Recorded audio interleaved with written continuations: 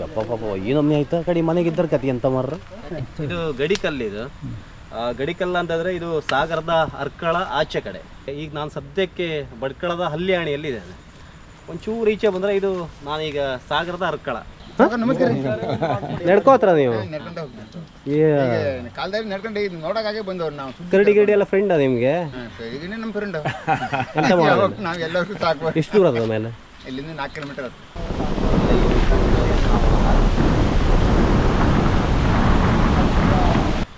ಇದು ಮತ್ತೆ ಈ ಪರಿಪ್ರಮಾಣದ ಹಾನಿ ಆಗಿದೆ ಅಂತ ಅವ್ರಿಗೂ ಅನಿಸ್ಲಿಲ್ವೋ ಏನೇನೋ. ಹಾಯ್ ಎಲ್ರಿಗೂ ನಮಸ್ಕಾರ. ನಮ್ಮ ಚಾನಲ್ನ ಮತ್ತೊಂದು ವಿಡಿಯೋಗೆ ಸ್ವಾಗತ. ಸ್ನೇಹಿತರೆ, ಈಗ ನಾನು ಬಡ್ಕಳದಿಂದ ಹಾಡೊಳ್ಳಿ ಕಡೆ ಹೋಗ್ತಾ ಇದ್ದೀನಿ. ಕಾರಣ ಏನು ಅಂತ ಹೇಳಿದ್ರೆ ನಿಮಗೆ ಗೊತ್ತಿದೆ, ಇತ್ತೀಚೆಗೆ ತುಂಬ ಮಳೆ ಆಗ್ತಾ ಇದೆ. ಆ ಸಲುವಾಗಿ ಆ ಮಳೆಯ ಪರಿಣಾಮವಾಗಿ ಒಂದು ಕಡೆ ಲ್ಯಾಂಡ್ ಸ್ಲೈಡ್ ಆಗ್ತಾ ಇದೆ, ಇನ್ನೊಂದು ಕಡೆ ಮನೆ ಕಟ್ಟಡ ಇಂಥದ್ರ ಚಾವಣಿಯೇ ಹಾರೋಗ್ತಾ ಇದೆ. ನಿನ್ನೆ ಒಂದು ಜೋರ ಗಾಳಿ ಬೀಸ್ತು. ನಾನು ನನ್ನ ಲೈಫಲ್ಲೇ ಅದು ನಾವು ಬೀಚಲ್ಲಿ ಮೀನ್ಸ್ ಬೀಚ್ ಏರಿಯಾದಲ್ಲಿ ಹುಟ್ಟಿರೋ ಕಾರಣಕ್ಕೆ ನಮಗೆ ಈ ಜೋರಾಗಿ ಗಾಳಿ ಬೀಸೋದು ಹೇಗಿರುತ್ತೆ ಅನ್ನೋದು ಗೊತ್ತಿದೆ. ಆದರೂ ಕೂಡ ನನ್ನ ಲೈಫಲ್ಲಿ ಅಂಥದ್ದೊಂದು ಗಾಳಿಯನ್ನು ನಾನು ನೋಡೇ ಇರಲಿಲ್ಲ. ಅಂಥ ಗಾಳಿ ಬೀಸ್ತು. ಅದರಲ್ಲೂ ನಾವೆಲ್ಲ ರಾಮ ಮಂದಿರದಲ್ಲಿದ್ವಿ, ಕರಿಕಲ್ನ ರಾಮ ಮಂದಿರ. ನಾನು ಲಾಸ್ಟ್ ವಿಡಿಯೋ ಒಂದೆರಡು ಅದ್ರ ಕುರಿತಾಗಿ ಹಾಕಿದ್ದೀನಿ. ಚಾತುರ್ಮಾಸ ಕಾರ್ಯಕ್ರಮ ಅಂತ ಅಲ್ಲಿ ನಡೀತಾ ಇದೆ. ಸೊ ಅಷ್ಟು ವಿಪರೀತವಾಗಿ ಗಾಳಿ ಬೀಸ್ತು. ತುಂಬ ಭಯ ಆಗಿತ್ತು. ನಿನ್ನೆ ಅದೇ ಗಾಳಿಗೆ ಅಂತ ಅನಿಸುತ್ತೆ. ನಿನ್ನೆ ಹಾಡೊಳ್ಳಿಯ ಅರ್ಕಳ ಅಂತ ಒಂದು ಜಾಗ ಬರುತ್ತೆ. ಸೊ ಅರ್ಕಳದಲ್ಲಿ ಒಂದು ಮನೆ ಚಾವಣಿ ಹಾರೋಗಿದೆ ಅಂತೆ. ಮತ್ತು ಸುಮಾರಷ್ಟು ಈ ಅಡಿಕೆ ತೋಟ ಇದೆಯಲ್ಲ, ಈ ಅಡಿಕೆ ತೋಟ ಸುಮಾರಷ್ಟು ಅಡಿಕೆ ಮರಗಳು ಮುರಿದು ಬಿದ್ದಿದೆ ಅಂತೆ.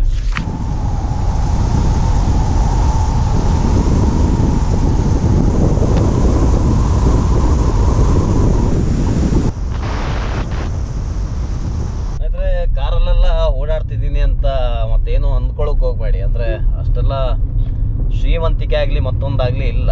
ಅದೇ ನನ್ನ ಸ್ನೇಹಿತನೊಂದು ಕಾರ್ ಇದೆ, ಅವ್ರ ಕಾರಲ್ಲಿ ಹೋಗ್ತಾ ಇದ್ದೀನಿ. ಯಾರಂತ ನಿಮಗೂ ಗೊತ್ತಿದೆ, ಯಾಕಂದರೆ ನಾನು ಲಾಸ್ಟ್ ಟೈಮು ಸಾಕಷ್ಟು ವಿಡಿಯೋ ಅವ್ರ ಜೊತೆ ಮಾಡಿದ್ದೀನಿ. ನಾಗರಾಜ್ ತುಂಬ ವಿಡಿಯೋ ನಿನ್ನ ಜೊತೆಗೆ. ಈಗ ಯಾವ ಜಾಗ ಏನು ಕತೆ ಅದ್ರ ಬಗ್ಗೆ ಎಲ್ಲ ಗೊತ್ತೇ ಇಲ್ಲ, ಸುಮ್ಮನೆ ಹೋಗ್ತಾ ಇದ್ದೀವಿ.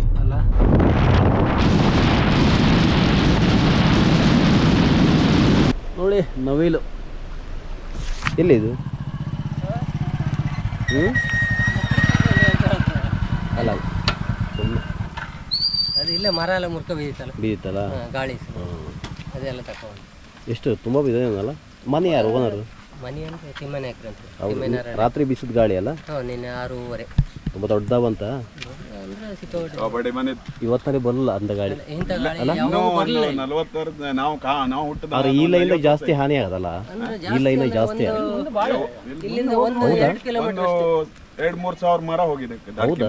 2-3 ಸಾವಿರ. ಈ ಮನೆ ಸ್ವಲ್ಪ ಜಾಸ್ತಿ ಅಂತ. ಮನೆಯೊಳಗೆ ಇದೆ ಹೈಯೆಸ್ಟ್.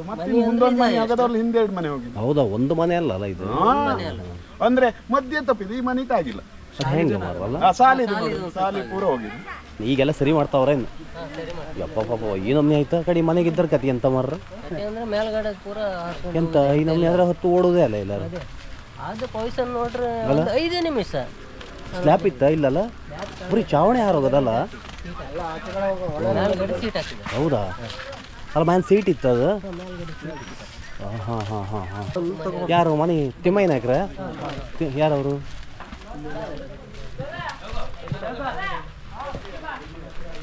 ಇದೆಂತ ಅದ್ದು ಎಲ್ಲ ಕಟ್ಟಾಗಿ ಕೊಟ್ಟಿಗೆ ಇತ್ತ? ಕೊಟ್ಟಿಗೆ ಇದಲ್ಲ ಇದು. ಎಲ್ಲ ಊರಿನವರೆಲ್ಲ ಮುಂದೆ ಕೈ ಹಾಕ್ತಾವ್ರೇನಲ್ಲ? ಊರವರೆಲ್ಲ ಹೆಲ್ಪ್ ಮಾಡ್ತಾವ್ರೇನಲ್ಲ? ಮನೆ ನಿಮ್ದು ಒಂದೇ ಅಲ್ಲ, ಸುಮಾರು ಮನೆ ಎಲ್ಲ? ತೋಟ ಇದೆಲ್ಲ ಇದಾಗಿದೆ. ನಿಮ್ಮ ಹೆಸರಂತ? ತಿಮ್ಮಯ್ಯ ನಾರಾಯಣ ನಾಯ್ಕ. ಇದ್ರ ಬಗ್ಗೆ ಯಾರು ಬಂದು ನೋಡಿರ? ಇಲ್ಲ, ಈಗೆಲ್ಲ ಇವ್ರು ಅಧಿಕಾರಿಗಳು ಯಾರು ಬಂದಿರ? ಇಲ್ಲಿ ಪಂಚಾಯತ್ ಇಲ್ಲಿ ಇರುವಂತವರೆಲ್ಲ ಬಂದಿದ್ದಾರೆ. ಅಲ್ಲ, ಇಡೀ ಊರೇ ಹಿಂಗಾಗದಲ್ಲ, ಯಾರು ಬರಲ್ಲ? ನಿನ್ನೆ ಕಾಲ್ ಮಾಡಿದ್ದಾರೆ, ಯಾರು ಇಲ್ಲ. ಕರೆಕ್ಟಾಗಿ 7 ಗಂಟೆಗೆ ಸಂಜೆ 7 ಗಂಟೆ. ಸಂಜೆ 7 ಗಂಟೆಗೆ ನೀವು ಮನೆಗಿದ್ರ? ಮತ್ತೆ ಯಾರಿದ್ರು ಮನೆಗೆ? ಮಕ್ಕಳು ಚಿಕ್ಕ ಮಕ್ಕಳೆಲ್ಲ ಇದ್ರ? 4 ಜನ ಮನೆಗಿದ್ರು. ನಾವು ಇಲ್ಲೇ ಆಯ್ತು ಬೆಳಿಗ್ಗೆ ಇವಳಿಗೆ ಬಡ್ಕೊ ಹೋದ್ವಿ, ಅವಳು ಕರ್ಕೊಬರಕ್ಕೆ ಹೋಗಲ್ಲ ಇಷ್ಟ ಅನಾಹುತ ಆಗಿದೆ. ಅವ್ರು ಇದ್ರಲ್ಲ ಮನೆಗೆ? ಅವು ಮನೆ ಮಗ ಕಳ್ಳ ಮಗ. ಇದು ಕೊಟ್ಟಿಗೆ ಆಗಿತ್ತಲ್ಲ? ಇದು ಕೊಟ್ಟಿಗೆ, ಇದು ಎಲ್ಲ ಹಾರೋಗದೆ. ಬ್ರದರ್ ಒಂಚೂರು ಕೆಳಬತ್ರ, ನೀವು ಕೆಳಬತ್ರ ಒಂಚೂರು. ನೀವು ಇದ್ರಲ್ಲ ಇಲ್ಲಿ? ಮನೆಯಲ್ಲೇ ಇದ್ರು. ಹೋಗುರ ತಮ್ಮ ಕಾಲಡಿ ಜಾರತ್ ಗಾಡಿ. ಮತ್ತು ನಾನು ಬಂದ್ಕೊಂಡು ಇಲ್ಲಿ ಹಾರಿಸ್ಕೊಂಡು ಗಾಡಿ. ನಿನ್ನಗೆ ಎಷ್ಟು ಗಂಟೆ ಇತ್ತು ಗಾಡಿ ಕರೆಕ್ಟಾಗಿ? 6:45ಗೆ ಸುಮಾರಿಗೆ ಸಾಯಂಕಾಲ ಗಾಳಿ ಬಿಸಿತ್ತು, ಜೋರಾಗಿತ್ತು. ಇವತ್ತಿನಲ್ಲಿ ನೋಡದೇ ಇರುವಂತ ಗಾಡಿ ಅದು. ಹೌದು, ಇವತ್ತು ನೋಡಿಲ್ಲ ನಾವು. ಹುಟ್ಟಿ ಇಷ್ಟು ದೊಡ್ಡವಾದ್ರೂ ನೋಡ್ಲಿಲ್ಲ ಅಂತದ್ದು ಗಾಡಿ. ನೋಡ್ಲಿಲ್ಲ. ಆಕ್ಚುಲಿ ಒಂದೇ ಇದ್ರಲ್ಲಿ ಹೋಯ್ತೆ ನಾವು. ಹೌದು, ಒಂದು ಡೈರೆಕ್ಷನ್ ಅಲ್ಲಿ ಹೋಯ್ತು ಅದು. ಆ ಡೈರೆಕ್ಷನ್ ಅಲ್ಲಿ ಏನೆಲ್ಲ ಸಿಗ್ತದಲ್ಲ ಹೋಯ್ತು, ತಗೊಂಡು ಅದು. ಇಷ್ಟು ಅಡಿಕೆ ಮರ ಒಂದು 300-400ರಿಂದ ಮೇಲೆ ಹೋಗಿದೆ. ಲೆಕ್ಕ ಮಾಡ್ಲಿಕ್ಕೆ ಆಗೋದಿಲ್ಲ, ಅಷ್ಟು ಮರ ಹೋಗ್ಬಿಟ್ಟು. ಒಂದ್ರ ಮೇಲೆ ಒಂದು. ಹೌದಾ? ಎಂತ ಅನ್ಸುತ್ತೆ ತಕ್ಷಣ ನಿಮ್ಗೊಂದೇ ಅನ್ಸ್ತದ? ಇಡೀ ಊರು ಪೂರ ಹಿಂಗ ಇಲ್ಲ, ಹೀಗೆ ಎಲ್ಲಾ ಕಡೆನೂ ಹಾಗೆ ಆಗಿರ್ಬೋದು ಅಂತ ಅನ್ಸ್ಕೊಂಡು ಎಲ್ಲ ಫೋನ್ ಮಾಡಿದ್ದೆ ನಾವು. ಹೌದಾ? ಬಟ್ ಇಲ್ಲಿ ಮಾತ್ರ ಈ ಅಡಿಕೆ ಮರ ಎಷ್ಟಾಗಿದೆ ಒಟ್ಟು? ಒಂದು 400-500 ಮರ ಹೋಗಿರ್ಬೋದು. ಅಂದ್ರೆ ನಿಮ್ಮ ಮನೇಲಿ ಮಾತ್ರ? ನಮ್ಮ ಮನೆಯಲ್ಲಿ ಮಾತ್ರ 400 ಮರ ಹೋಗಿ. ಎಷ್ಟು ಮರ ಇತ್ತು? 1,200 ಮರ ಇತ್ತು. ಎಷ್ಟು ಎಕರೆ ಇದೆ ಜಾಗ? ಅದು 2 ಎಕರೆ ಸುಮಾರು ಇದೆ. ಅಷ್ಟರೊಳಗಡೆ ಬೆಳೆದಿರೋ ಅಡಿಕೆ ಮರ ಎಲ್ಲ ಫಲ ಬಂದಿರೋದೇ ಜಾಸ್ತಿ ಇರುತ್ತೆ. ಒಂದು ವರ್ಷಕ್ಕೆ ಎಷ್ಟು ರೆವೆನ್ಯೂ ಆಗ್ತಾ ಇತ್ತು ಅಡಿಕೆಯಲ್ಲಿ? ನಮ್ಮಲ್ಲಿ ಒಂದು 4-5 ಲಕ್ಷ ಆಗ್ಬೋದು ರೆವೆನ್ಯೂ ಆಗ್ತಾ ಇತ್ತು. ಈಗ ಅರ್ಧ ಸರ್ವನಾಶ. ಅದ್ರ ನಿಮ್ಗೆ 2-3 ಲಕ್ಷ ರೂಪಾಯಿ, ಒಂದು 5 ಲಕ್ಷ 3 ಲಕ್ಷ ಬೆನಿಫಿಟ್ ಹೋಯ್ತು. ಮತ್ತೆ ಒಂದು ಮನೆಯಿಂದ ಒಂದು 4-5 ಲಕ್ಷ ಹೋಯ್ತು ಮನೆಯಿಂದ. ಈ ಮನೆ ಹೌದು, ಟಾಟಾ ಸೀಟ್ ಅಂತ ಹಾಕಿದ್ವಿ. ಅದು ಸೀಟ್ ಇತ್ತು. ಅಲ್ಲಿಂದ ಆ ಕಡೆ ಮುಂದ್ಗಡೆ ಇದೆ. ಹೌದಾ? ಇದು ಟಾಪ್ ಫುಲ್ ಹಾರ್ಸ್ಕೋಯ್ತು. ಇಲ್ಲಿ ತನಕ ಹಾಕಿದ್ವಿ. ಒಳಗೆ ಇದ್ರ ಅಥವಾ ನಾವು ಕೆಳಗಡೆ ಒಳಗಿದ್ವಿ. ಸ್ಲ್ಯಾಪ್ ಇದೆ ಅದರಲ್ಲಿ. ತಕ್ಷಣಕ್ಕೆ ಒಂದು ಹಾರೆ ಹೋಯ್ತು. ತಕ್ಷಣ ಗೊತ್ತೇ ಆಗ್ಲಿಲ್ಲ. 5 ನಿಮಿಷದಲ್ಲಿ ಹೋಗಿದ್ದು, ಮಳೆ ನಿಂತು ಬಿಡ್ತು. ಆಮೇಲೆ ನೋಡಿದ್ವಿ ಅಷ್ಟೇ ಆಗಿ. ಮಕ್ಕಳು ಚಿಕ್ಕ ಮಕ್ಕಳು ಒಬ್ಬ ಇದ್ದು, ಹುಡುಗ ಒಬ್ಬ ಇದ್ದ, 2.5 ವರ್ಷದ ಹುಡುಗ ಒಬ್ಬ ಇದ್ದ ಮನೆ. ಹೌದಾ? ಮಿಸ್ಸಸ್ ಇಲ್ಲ, ನಮ್ಮ ಅಣ್ಣನ ಮಿಸ್ಸಸ್ ಇದ್ರು, ನಮಗೆ ಮದುವೆ ಆಗ್ಲಿ. ಹೌದಾ? ಅಣ್ಣ ಮಿಸ್ಸಸ್ ಜೊತೆಗೆ ಚಿಕ್ಕ ನಮ್ಮ ತಾಯಿ ಇದ್ರು. ಇಷ್ಟು 3 ಇದ್ರು. ನಾವು ಮಕ್ಕಳೊಬ್ರು ಇದ್ರು. ಇದೆಲ್ಲ ನಿಮ್ದೇ ಜಾಗ ಅಲ್ಲ? ನಮ್ದೇ ಜಾಗ. ಎಲ್ಲಿದು ಮರ ಎಲ್ಲ ಹೋಗಿದ್ದಿಲ್ಲ? ಸೀಟ್ ಎಲ್ಲಿ ಅದು? ಇದೆಲ್ಲ ಹಾಕಿಟ್ಟಿರ ನೀವು? ಇದು ಹೋಗ್ಲಿಲ್ಲ, ಇಲ್ಲಿ ಮೇಲಿಂದ ಎಲ್ಲ ಹೋಗಿತ್ತು. ಹೋಗಿದೆ ಇದು. ಇದೆಲ್ಲ ಡ್ಯಾಮೇಜ್ ಇದೆ, ತುಂಬಾ ಡ್ಯಾಮೇಜ್. ಎಲ್ಲ ಹಾರಿಸ್ಬಿಟ್ಟಲ್ಲ ನಮ್ಮ ಇಷ್ಟು ದೊಡ್ಡ ಪ್ರಮಾಣದಲ್ಲಿ. ಆದ್ರಿಂದ ಮೇಲಧಿಕಾರಿ ಯಾರು ಬರಬೇಕಿತ್ತು. ನೋಡಿ, ಇದು ಫುಲ್ ಕಂಪ್ಲೀಟ್ ಸೀಟ್ ತೆಗೆದುಕೊಂಡು ಹೋಗಿದಾರಲ್ಲ. ಈ ಕಡೆದಷ್ಟು ಈ ಸೀಟ್ ಇದ್ದಿತ್ತು. ಅದ ನಂತರ ಸಿಮೆಂಟ್ ನೋಡ್ಬೋದು ನೀವು. ತೋಟ ನೋಡಿ, ಇದು ತೋಟ ಅಲ್ಲ ನಿಮ್ದು? ಆ ಕಡೆಗಿಂದ ಈ ಕಡೆಗೆ ಉಂಟು. ಅಲ್ಲ, ಆ ಕಡೆ ಡ್ಯಾಮೇಜ್ ಆಗಿತ್ತು ಅಡಿಗೆ ಮನೆ. ನಮ್ಮ ಶಾನ್ಭೋಗ್ರು ಸೆಕ್ರೆಟರಿ ಬಂದಿದ್ದ ಮೇಲೆ ಸೆಕ್ರೆಟರಿ ಬಂದಿದ್ರು, ತೋಟಗಾರಿಕೆ ಇಲಾಖೆಯವರು ಬಂದಿದ್ರು. ಅಲ್ಲಿಂದ ಸ್ವಲ್ಪ ಸೀಟು ತುಂಬಾ ಹೋಗಿತ್ತು, ಅದು ಡ್ಯಾಮೇಜ್ ಇತ್ತು. ಅದನ್ನ ಹಾಕಿದೀವಿ ನಾವು, ಉಳಿಯೋಕೆ ತಾತ್ಕಾಲಿಕ ಉಳಿಬೇಕಲ್ಲ ಒಳಗಡೆ.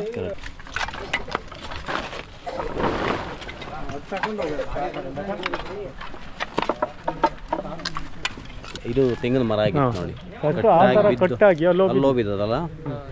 ಬಾವಿ ಇತ್ತ ಇಲ್ಲಿ ನೋಡಿ, ಇಲ್ಲೊಂದು ಬಾವಿ ಇತ್ತಲ್ಲ, ಇದ್ರ ಒಳಗೆ ದೊಡ್ಡ ಮರ ಸೀದಾ ಬಂದು ಬಿದ್ದದ ನೋಡಿ. ಕಾಯೆಲ್ಲ ನೋಡಿ. ಇವತ್ತು ನಿಮಗೆ ಕೆಲಸ ಇದು ಅದು ಸರಿ ಮಾಡೋಕೆ ಒಂದು ತಿಂಗಳ ಬೇಕೇನು? ಇದೆಲ್ಲ ಅಡಿಕೆ ಮರ ಅಂತೂ ಅದೇ ಅವ್ರು ಹೇಳಿದ್ರಲ್ಲ, 300-400 ಅಡಿಕೆ ಮರ ಬಿದ್ದಿದೆಯಂತೆ. ಒಟ್ಟು 1,000 ಅಡಿಕೆ ಮರ ಇತ್ತಂತೆ. ನೋಡಿ, ಇದೆಲ್ಲ ಮತ್ತೆ ಫಲ ಕೊಡುವಂತ ಅಡಿಕೆ ಮರ, ಬುಡ ಸಮೇತವಾಗಿ ಇಳಿಸೋದು ನೋಡಿ. ಇದು ಕಂಪ್ಲೀಟ್ ಬುಡ ಸಮೇತವಾಗಿ. ಯಾವುದೋ ಒಂದು ಯಾವ ಗಿಡ ಇದು? ಬುಡ ಸಮೇತ ಇದ್ದೋಗಿದೆ. ಸಂಪಿಗೆ ಗಿಡ ಬುಡ ಸಮೇತ ಇದ್ದೋಗಿದ್ದು ನೋಡಿ. ಇಷ್ಟೆಲ್ಲ ಆವಂತರ ಮಾಡಿದೆ ನಿನ್ನೆ ಮಳೆ. ಇದೆಲ್ಲ ಮುಂದೆ ಹೋಗೋಣ ಬನ್ನಿ.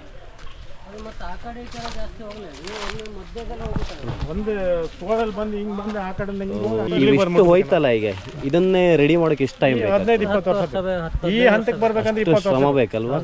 20 ವರ್ಷ ಶ್ರಮ ಬೇಕು.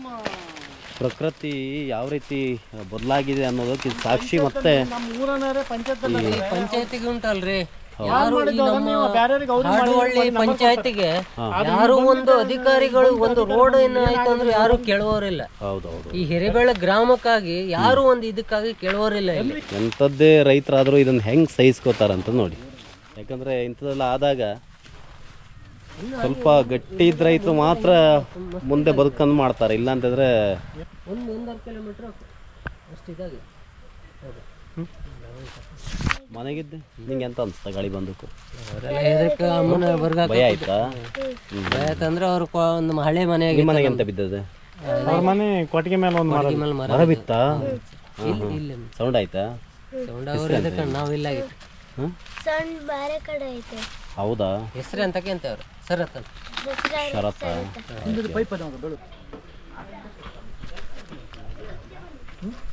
ಇದು ನಿಮಗೇನು ಯೂಸ್ ಆಗಲ್ಲ ಈಗ ಅಲ್ಲ? ಇದೇನಕ್ಕಾರ ಯೂಸ್ ಆಗುತ್ತಾ? ತಗೋಗ್ತಾರ ಮಾರ್ಕೆಟ್ಗೆ? ಹೌದೌದು ಅಲ್ಲ. ಮತ್ತೆ ಇದು ಸ್ವಲ್ಪ ಇದು ಇದಾದ್ದೇನು ಬೆಳೆದೇನು ಯಾರು ಅಷ್ಟು ಇದು ಮಾಡಲ್ಲ, ಕಾಯಸ್ ಮಾಡಲ್ಲ, ಕೇಳಲ್ಲ. ಮತ್ತೆ ಒಂದ್ಸಲ ಎಲ್ಲ ಮಾರ್ಕೆಟ್ ತುಂಬಿಟ್ರೆ ಅದು ರೇಟು ಬಿದ್ದು ಹೋಗೋದೇ. ಅದು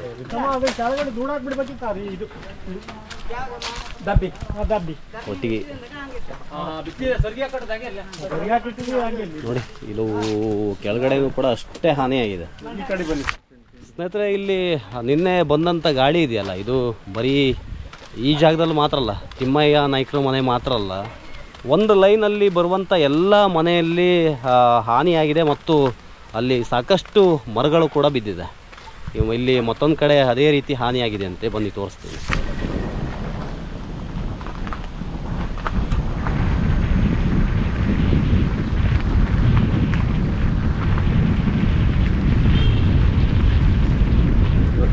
ಇದೇ ಕೆಲಸ ಆಗೋಯ್ತು ನಿಮ್ದೆಲ್ಲ. ಇದು ಆಗಲ್ಲ, ಒಂದಿಂದಾಗೆಲ್ಲ ಆಗೋದಲ್ಲ.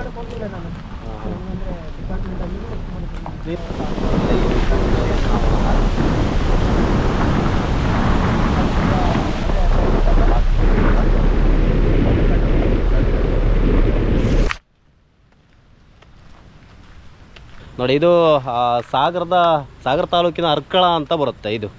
ಆನಂತರ ಆಚೆ ಬರೋದು ಹಲ್ಯಾಣಿ ಭಟ್ಕಳ. ಅಂದ್ರೆ ಇವರಿಗೆ ವೋಟಿಂಗ್ ಎಲ್ಲ ಎಲ್ಲಿರ್ತದೆ? ಇಲ್ಲಿ ಇವರಿಗೆ ಹಾಡುವಳ್ಳಿ ಇದೆ. ಹೌದು, ಅರ್ಕಳದಾಗೆಲ್ಲ ಶಾಲೆ ಗಿಲೆ ಅಂತ ಉಂಟಲ್ಲಿ. ಓಹೋ, ಇಷ್ಟೊಂದೆಲ್ಲ ಇದು ಉಂಟಲ್ಲ. ಇದು ನೋಡಿ ನಿಮ್ದು ಗಡಿ. ಅವರು ಇವ್ರು ಯಾರು? ಅವ್ರಿಗೆ ಶಾಸಕರೀಗ ಅವರು ಗೋಪಾಲಕೃಷ್ಣ ಬೇಳೂರು ಗೋಪಾಲಕೃಷ್ಣ. ಓಕೆ, ಗಡಿ ಯಾವ್ದು ನಿಮ್ದು? ಇದು ಗಡಿಕಲ್ಲು. ಇದು ಗಡಿಕಲ್ಲ ಅಂತಂದ್ರೆ ಇದು ಸಾಗರದ ಅರ್ಕಳ ಆಚೆ ಕಡೆ. ಈಗ ನಾನು ಸದ್ಯಕ್ಕೆ ಭಟ್ಕಳದ ಹಲ್ಯಾಣಿಯಲ್ಲಿದ್ದೇನೆ. ಒಂಚೂರು ಈಚೆ ಬಂದರೆ ಇದು ನಾನೀಗ ಸಾಗರದ ಅರ್ಕಳ. ಅಂದರೆ ಇಲ್ಲಿ ಈ ಜಾಗದ ವಿಶೇಷತೆ ಅಂತಂದರೆ ಇಲ್ಲಿ ಆಚೆ ಕಡೆ ಭಾಗ, ಇಲ್ಲಿ ಇಷ್ಟೆಲ್ಲ ಹಾನಿ ಆದಾಗ ಈಗ ಆಚೆ ಕಡೆ ಭಾಗ ನೋಡೋದಕ್ಕೆ ಸಾಗರದಿಂದ ಶಾಸಕರು ಬರಬೇಕಾಗತ್ತೆ. ಈಚೆ ಕಡೆ ಭಟ್ಕಳದ ಹಲ್ಯಾಣಿ ಭಾಗ ನೋಡೋದಕ್ಕೆ ಭಟ್ಕಳದಿಂದ ಶಾಸಕರು ಬರಬೇಕಾಗತ್ತೆ. ಸೊ ಅಂಥ ಒಂದು ಪರಿಸ್ಥಿತಿ ಇದೆ. ಅಧಿಕಾರಿಗಳು ಹಾಗೆ, ಅಲ್ಲಿ ಬೇರೆ ಅಧಿಕಾರಿಗಳು ಮತ್ತು ಈಚೆ ಕಡೆ ಬಂದರೆ ಬೇರೆ ಅಧಿಕಾರಿಗಳು, ಈ ರೀತಿ ಪರಿಸ್ಥಿತಿ ಇದೆ. ಹೌದು ನೋಡಿ, ಸಾಗರದಿಂದ ಹರಿದು ಬಂದ ನೀರಿದು.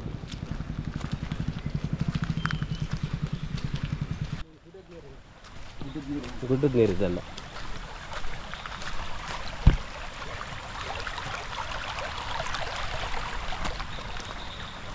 ಈಗ ನೀವು ಕಾಲಡ್ ಬೈಲರ್ ಹೆಣ್ಮಕ್ಳನ್ನ ಕೊಟ್ಟರು, ಸಾಗರ ಕೊಟ್ರಿ ಅಂತ ಅನ್ಬೇಕು ಈಗ. ಹೌದು, ಭಟ್ಕಳದ ತಗೋದ್ರ ಅಂತ ಅಲ್ಲ, ಮಜಾ ಇದೆ. ಓ, ಇಲ್ಲಿ ನೋಡಿ, ನಿಮ್ದಲ್ಲ ಜಾಗ, ಮಂಜುನಾಥ್ ಕುಪ್ಪಯ್ಯ ನಾಯ್ಕ ಅವ್ರಿಗೆ ಸೇರಿದಂಥ ಜಾಗ ಇದು. ಇಲ್ಲೂ ಕೂಡ ಸಾಕಷ್ಟು ಹಾನಿಯಾಗಿದೆ ನೋಡಿ. ಅಡಿಕೆ ಮರ ಅಂತೂ ಪೂರ್ತಿ ಎಲ್ಲ, ಆದರೆ ಆ ಗಾಳಿ ವೇಗ ಇದೆಯಲ್ಲ ಆ ಪ್ರಮಾಣದಲ್ಲಿ ಇತ್ತು. ಆ ಕಾರಣಕ್ಕೋಸ್ಕರ ಇಷ್ಟು ಅಡಿಕೆ ಮರಗಳು ಬಿದ್ದಿದೆ.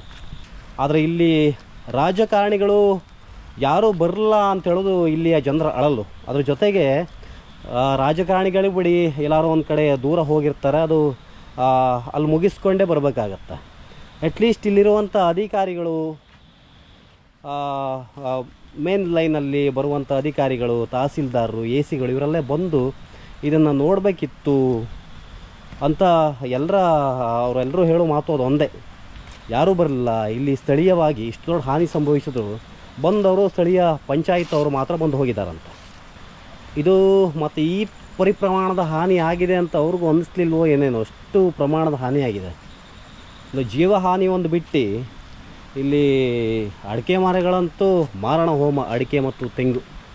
ಈಗ ನೀವು ಇದಕ್ಕೆ ಏನು ಪರಿಹಾರ ನಿರೀಕ್ಷೆ ಮಾಡ್ತಾರೆ ನೀವು? ಏನು ಒಂದಕ್ಕಿಂತ ಹೆಚ್ಚು ಒಂದು ಸಾರಿ ಎಲ್ಲ ಫಲ ಬಂದಿದ್ದು ಬಂದಿದೆ, ಏನು ಮಾಡೋಕ್ಕಾಗೋದಿಲ್ಲ. ಈಗ ನಮಗೆ ಜೀವನ ಹೋದ ಹಾಗೆ ಇದೆ. ಎಷ್ಟು ಕೊಡ್ತಾರ ಅನ್ನೋಕ್ಕಿಂತ ಸಾಮಾನ್ಯ ರೈತ ಇದನ್ನೆಲ್ಲ ತಾಳಲ್ಲ, ಗಟ್ಟಿ ತನ್ನ ಗುಂಡಿಗೆ ಇದ್ರೆ ಮಾತ್ರ ತಾಳ್ಬೇಕು ಇದನ್ನೆಲ್ಲ. ವಿಷ ಕುಡಿಯೋ ಪರಿಸ್ಥಿತಿ ಅಂದರೆ ನೋಡಿ, ಅವ್ರದ್ದೇ ಉದಾಹರಣೆ ತಕ್ಕೊಂಡ್ರೆ ಅರ್ಧಕ್ಕರ್ಧ ಹೋದರೆ ಬದುಕಬೇಕಲ್ಲ ಅವರು, ಸಾಲ ಗಿಲ್ಲ ಮಾಡ್ಕೊಂಡು. ಹೌದು, ನಿಮ್ಮದು ಸಾಕಷ್ಟು ಹಾನಿ ಆಗದೆ. ಎಷ್ಟು ಮರ ಇರ್ಬೋದು ನಿಮ್ಮದು? ನಮ್ದು ಟೋಟಲ್ 1230 ಮರ ಲೆಕ್ಕ ಇತ್ತು. ಹೌದಾ? ಅದರಲ್ಲಿ ಈಗ ಬಿದ್ದಿರೋದು ಒಂದು 650-800 ಲೆಕ್ಕ ಬಿದ್ದುಬಿಟ್ಟಿದೆ. ಓ, ಅಷ್ಟೊಂದು ಬಿದ್ದದಲ್ಲ. ಗಿಡನೂ ಹೋಗಿದೆ, ದೊಡ್ಡ ಮರನೂ ಹೋಗೋದು. ಇದೆಲ್ಲ ತುಂಬ ದೊಡ್ಡದು ಫಲ ಬಂದಿರೋದು. ಮತ್ತೆ ಬದುಕುವುದೂ ಇಲ್ಲ, ಬೆಂಡಾಗಿದೆ, ಯಾವುದು ಬದುಕುವುದಿಲ್ಲ, ಹೋಯ್ತೀವಿ. ಹೌದಾ? ಬೆಂಡಾಗಿದ್ದು ಇದೆಲ್ಲ ಬದುಕಲ್ಲ, ಅದು ಹೋಗುತ್ತೆ. ಬುಡಕ್ಕೆ ಏಟ್ ಆಗಿದೆ ಇದಕ್ಕೆ ನೋಡಿ, ಎಲ್ಲ ಬೆಂಡಾಗಿರೋದು, ಎಲ್ಲ ಬುಡಕ್ಕೆ ಏಟ್ ಆಗಿದೆ. ಇದು ಯಾವುದು ಬದುಕಲ್ಲ ವಾಪಸ್, ಮತ್ತೆ ಈಗ ಬಿದ್ದೋಗೋದೇ ಇದೆಲ್ಲ.